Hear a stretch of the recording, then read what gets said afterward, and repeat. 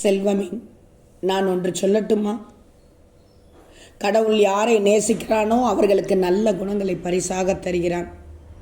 கடவுள் யாரை அழிக்க நினைக்கிறானோ அவர்களை ஆணவத்தில் மிதக்க விடுகிறான்.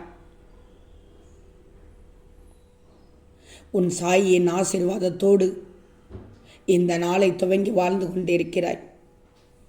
இதில் வார், சில நாள் சிரமமாக இருக்கும், சில நாள் சுலபமாக இருக்கும். ஆனால் சாய் உன்னுடன் இருந்தால் எதுவும் உனக்கு எதிராக வராது. இன்று உனக்கு மனதில் அமைதி, வார்த்தையில் அருள், செயலில் தெய்வீக இருக்கட்டும் என்று உனக்கு நான் ஆசீர்வதித்து விட்டேன். இன்று உன் மனதில் சாயி என்னும் ஒளி ஒளிக்கட்டும். அதுவே நாள் முழுவதும் உன்னை அருள் வரவச் செய்யும். பிரச்சனைகள் உன்னை அடையாளம் காட்டும் கண்ணாடிகள் தான். அதற்கு நீ முகம் காட்டிவிடு, புறமுதுகு காட்டிவிடாதே. சிந்திக்கும் போது நிதானமாக சிந்திச்சு விடு. செயல்படும் போது உறுதியாக செயல்பட்டு விடு.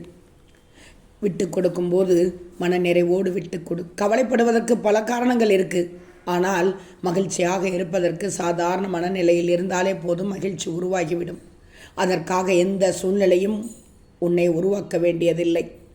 பயப்படாதே, பயப்படக்கூடாது. பயந்தால் வாழ்க்கையை நிச்சயமாக நடத்த முடியாது. உன் வழியில் செல். நடிப்பவர்களிடம் மனம் விட்டு பேசாதே, மனம் விட்டு பேசுபவர்களிடம் நடிக்காதே.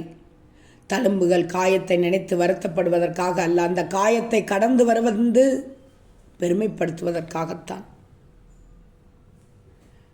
ஓம் சாய்ராம்.